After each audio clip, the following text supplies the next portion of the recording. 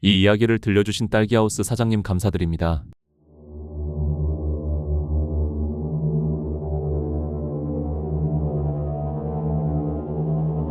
감사드립니다. 이 이야기는 40년 전 이야기로 아주 충격적인 이야기를 저에게 제보해 주셨습니다. 바로 이분 시점으로 들어가겠습니다. 이 이야기는 약 40년 전입니다. 그때 당시에 저희 할머니께서 돌아가셨습니다. 저희 할머니가 돌아가시고 저희 친척들이 다 장례식장에 모여서 3일간 장례를 치른 뒤 저희는 이제 할머니를 묻어드릴 묘자리에 이동 중이었습니다. 그리고 할머니를 묘자리에 묻어드리고 저희는 친척끼리 모여서 다 같이 이야기를 하면서 밥도 먹고 술도 먹고 재밌는 이야기를 잔뜩 하면서 추억거리를 만들었습니다. 그런데 사촌동생이 안 보여서 어디 갔나 물어봤는데 일이 있어서 먼저 집에 갔다고 들었고 저는 아쉽네 좀 더 있다 가지 생각을 했지만 며칠 뒤 충격적인 비보를 듣게 되었습니다. 사촌동생이 스스로 세상을 떠나게 되었습니다. 그렇게 사촌동생마저 보내고 나니 저는 너무 슬펐고 특히 사촌동생은 특이한데 재미있게 밝고 사차원적인 매력이 있어서 더 챙겨주고 싶었던 동생이었습니다. 뭐가 이렇게 힘들어서 간지 몰랐습니다. 며칠 전은 슬퍼하고 있던 와중 잠을 자는데 꿈속에서 할머니랑 손잡고 걷는 꿈을 꾸게 되었습니다. 할머니는 같이 걸으면서 저에게 우리 강아지 할미 없어도 잘 지내니 너무 좋은데 할미 묘자리가 너무 무거워. 그니까 좀만 도와주겠니? 저는 바로 꿈에서 깼습니다. 이게 뭐지 싶었고 저는 아무 일 없다는 듯 그냥 평소처럼 지냈습니다. 그런데 어느 날 저는 길을 지나가는데 어느 한 사람이 저를 보고는 저기 잠시만. 혹시 할머니한테 죄 지으신 게 있어요? 할머니가 옆에 계신데 표정이 너무 안 좋은데? 저는 그때 누구시냐고 물었고 무당이라 말하자 저는 바로 저희 꿈얘기를 하였고 무당분은 아, 그러면 화가 나신 게 아니라 도와달라 하신 거구나. 혹시 가족분들 많이 계세요? 할머니 묘 좀 파야 할 것 같은데 혹시 동의 좀 구해올 수 있어요? 할머니 묘를 파야 해요? 그렇게까지 해야 하나요?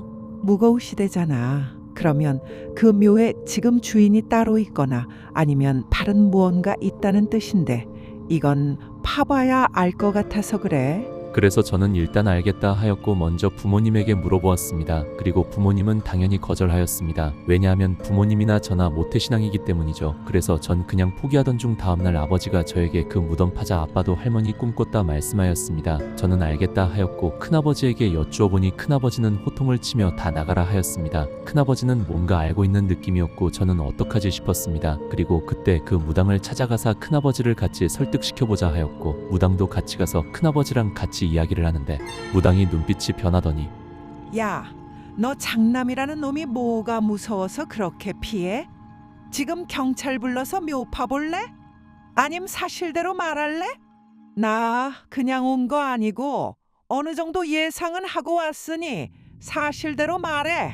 아니면 그냥 경찰 부를 테니까. 어쭈? 버팅긴다 이거지? 경찰 불러. 그러자 큰아빠는 아니라고 그냥 말하겠다고 하였고 사실 저희 아들이 사이코패스인 것 같습니다. 최근에 스스로 갔지만 이유는 저도 모르겠습니다.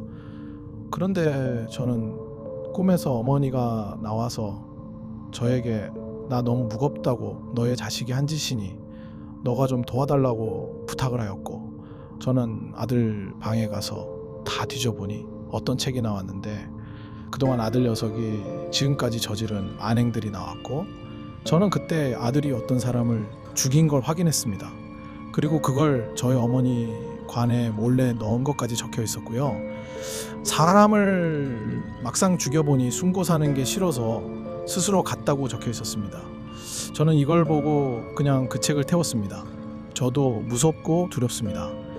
그래서 그냥 숨기고 살았습니다. 그리고 바로 다음날 아침에 묘를 파서 할머니 관을 열어보니 정말로 다른 뼈가 있었습니다. 저는 소름 돋았고 이걸 어떡하지 하다가 큰아버지는 내가 자수하러 갈 테니 이 육을 좀 모아서 달라고 하셨고 저희 가족은 다 모은 뒤 큰아버지에게 드리고 큰아버지는 경찰서로 가셨습니다. 그리고 큰아버지 집이랑은 절연을 하게 되었습니다. 그리고 며칠 뒤 저희 가족은 전부 수사를 받게 되었습니다. 당연히 그럴 수밖에 없는 게 할머니 관에서 다른 사람의 유골이 발견되었기 때문에 저희는 알겠다 하고 바로 조사받으러 갔습니다. 그런데 충격적인 이야기를 들었습니다. 여기서 다른 사람의 유골이 총 4개가 발견이 되었고 이 사람들 다 빚쟁이의 도박쟁이들이라고 하셨습니다. 이 유골의 유가족들은 우린 그 사람이랑 절연했으니 상관없다면서 그냥 괜찮다고 하였습니다. 거짓말 같겠지만 그때 당시에는 이런 경우가 있었습니다. 그렇게 된다면 처벌은 안 받는지 여쭤봤고 다른 유가족들이 처벌 필요 없다고 유골안에 있는 피해자 신분증만 달라고 하셔서 그냥 가시면 된다 하였고 저희는 일단 그냥 집으로 갔습니다. 그래도 다행인 건 할머니께서 편하게 지낼 수 있을 것 같다 생각이 들어서 이젠 마음이 편해졌습니다. 그리고 며칠 뒤 큰아빠께서 저에게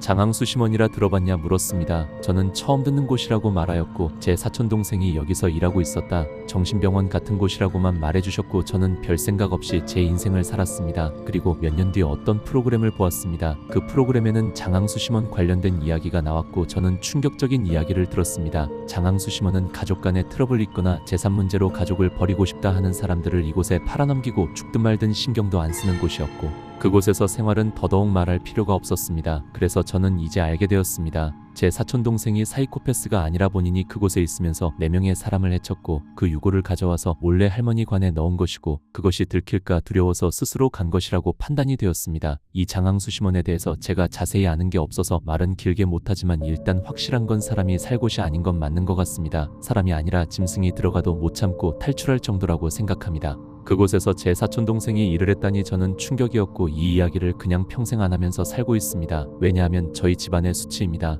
지금은 절연했지만 큰아버지 집안도 정말 싫었고 다시는 이런 일을 겪는 게 정말 싫었습니다. 이 이야기를 들려주신 사장님 다시 한번 감사드립니다. 저도 이 장항수 심원이라는 이야기를 어떤 프로그램을 통해서 들었습니다. 하지만 실제로 들으니 더욱 비참하고 화가 나는 이야기였고 이분도 장항수 심원을 자세히 모르고 사촌동생분께서 이랬다고만 알고 있어서 더 자세히는 말씀 못 드린 점 죄송합니다. 그리고 장항수 심원은 꼬꼬무 프로그램이나 유튜브에 많이 나와 있으니 그곳에서 들으시는 게 나을 것 같습니다. 왜냐하면 저희가 실제로 경험하지도 않았고 경험한 분 이야기를 듣지도 못했기 때문에 함부로 이야기를 할 수가 없습니다. 그러면 구독, 좋아요 부탁드리겠습니다.